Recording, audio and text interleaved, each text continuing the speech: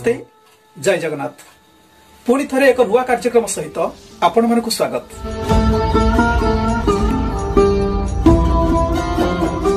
प्रिय ज्ञानपिपासु दर्शक बंधु आम हिंदू धर्म तथा भारतीय संस्कृति होची गुरु शिष्य परंपरा अंतर्गत। गुरु निजर शिष्य को विद्या और ज्ञान प्रदान करिथाए। परवर्ती समय रे सही शिष्य गुरु रूपे अन्य को मध्य शिक्षा दिए। यही परि क्रमानुसारे पीढ़ी पर पीढ़ी गुरुंक द्वारा शिष्य को शिक्षादान दिया जाय आसुची। एथिपाई आमर भारतीय संस्कृति रे गुरुंकर महत्व सर्वाधिक। गुरु को ब्रह्मा विष्णु और महेश्वर बोली कहा जाए, अर्थात गुरु साक्षात भगवान का स्वरूप बोली विवेचना करा जाए। आध्यात्मिक ज्ञान को नुआ पीढ़ी पर्यंत पहुंचाइबार सोपान हेउची गुरु शिष्य परंपरा। किंतु आजिकाली गुरु परंपरा एक प्रकार कलुषित हो जाइछि कहिले अत्युक्ति हेबो नाही।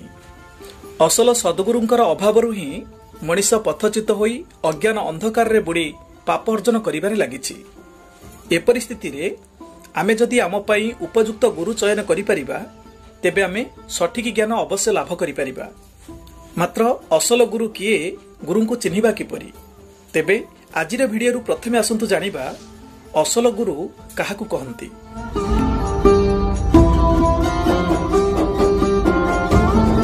प्रिय सजन, गुरु मुख्यतः 5 प्रकार बोली शास्त्र रे कहा जाइछि, यथा माता गुरु, पिता गुरु, शिक्षा गुरु, दीक्षा गुरु और सद्गुरु।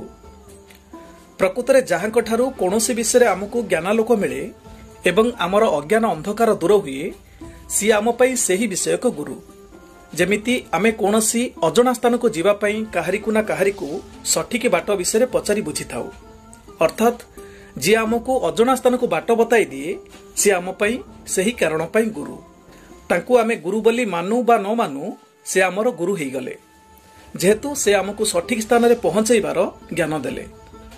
आउ एक उदाहरण धरा जो आमे गाड़ी चलाइबा शिखिबा पई किंबा अन्य कोनोसी मेकानिक काम शिखिबा पई जने शिखिथिबा व्यक्तिंकर सहारा नेई तांकठारु आमे शिक्षा करिथाउ, अथवा एही विषय रे जोंठारे शिक्षा केंद्र थाए आमे सेठाकु जाई एहा शिक्षा करू।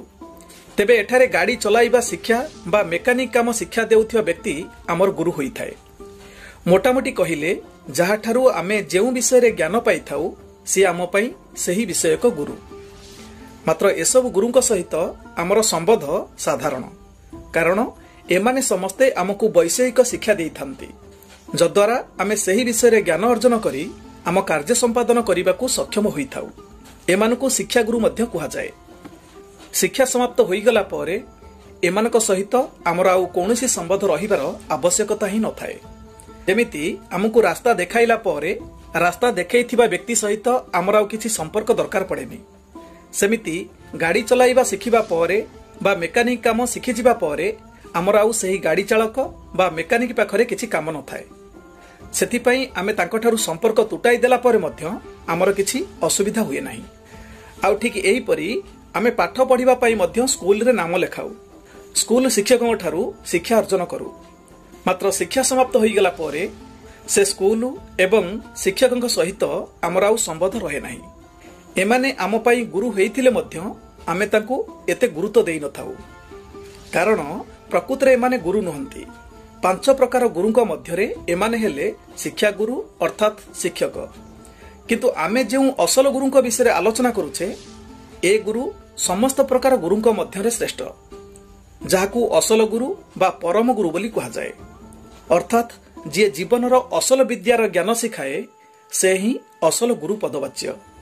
सकल विद्या मध्यरे असल विद्या हेउची आध्यात्मिक विद्या, जो विद्या आमको आमर परम लक्ष्य स्थल रे पहुंचाई थाए। तेणु बिना गुरु रे एही सर्वोत्तम विद्या को कौनसी प्रकार हासिल करा जाई न पारे। सेथिपई कहा जाए, गुरु नथाई अर्जुन काहू पाइब सदज्ञान। एबे आसंतु गुरु शब्दर अर्थ जानिबा।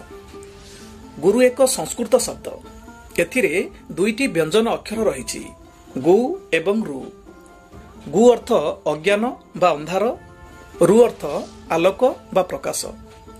संक्षेप रे कहिले गुरु अर्थ जे मनीष को अज्ञान रूपी अंधकार मुक्त करी आध्यात्मिक ज्ञान आलोक प्रदान करे बा अंधकार आलोक को नेबारे जे मार्गदर्शन कराए, से ही गुरु।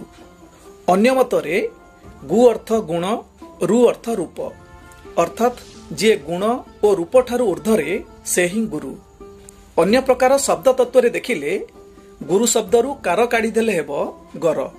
ग अर्थ ज्ञान, र अर्थ तेज बा ज्योति। जी परम ज्योति स्वरूपक ज्ञान कराई पारे से ही गुरु। पूर्वरु 5 प्रकार गुरुंक विषय कहिथिली। एथि मध्यरे सद्गुरु हेउछंती असल गुरु। आउ मध्य शास्त्र रे अन्य प्रकार गुरुंकर 5 श्रेणी विषय कहा जायछि। जथा 1 रे शिक्षक जे स्कूल रे शिक्षा देइथांती। 2 रे आचार्य जे आचरण शिक्षा देइथांती। 3 रे कुलगुरु जे वर्णाश्रम धर्म अनुसार संस्कार ज्ञान देइथांती। 4 रे दीक्षा गुरु जे परंपरानुक्रमे आध्यात्मिकता उन्नति सकाशे मंत्र दीक्षा देइथांती। एवं 5 रे सदगुरु जे परम आध्यात्मिक ज्ञान प्रदान करती। गुरु शब्द वास्तव रे परम गुरुंक पई प्रयोज्य। गुरु अर्थ हला भारी बा ओजनिया। ज्ञान ही सबुठारु भारी अर्थात महान। वास्तव रे पूर्णज्ञानी चैतन्य पुरुष ही गुरु पदवाच्य, जहांकु स्तुति करा जाय थाए। नानक देव, त्रैलंग स्वामी, तोतापुरी, रामकृष्ण परमहंस, महर्षि रमण, स्वामी समर्थ, स्वामी शिवानंद, साई बाबा, स्वामी विमलानंद, गुरु शंकराचार्य प्रमुख असल गुरु पदवाच्य। शास्त्र मतरे जहांकर अध्यात्म शास्त्र रे पूर्ण ज्ञान रहिछि बा अधिकार रहिछि से ही असल गुरु योग्य। जी आध्यात्मिक जीवन दर्शन कराइबा पई योग्य से ही गुरु। जी आत्मार मोक्ष पई मार्गदर्शन कराई पारे से ही प्रकृत गुरु। आजिकाली समाज रे बहुत प्रकार गुरु देखिबाकू मिलंती सत, किंतु सदगुरुंकर संख्या विरल।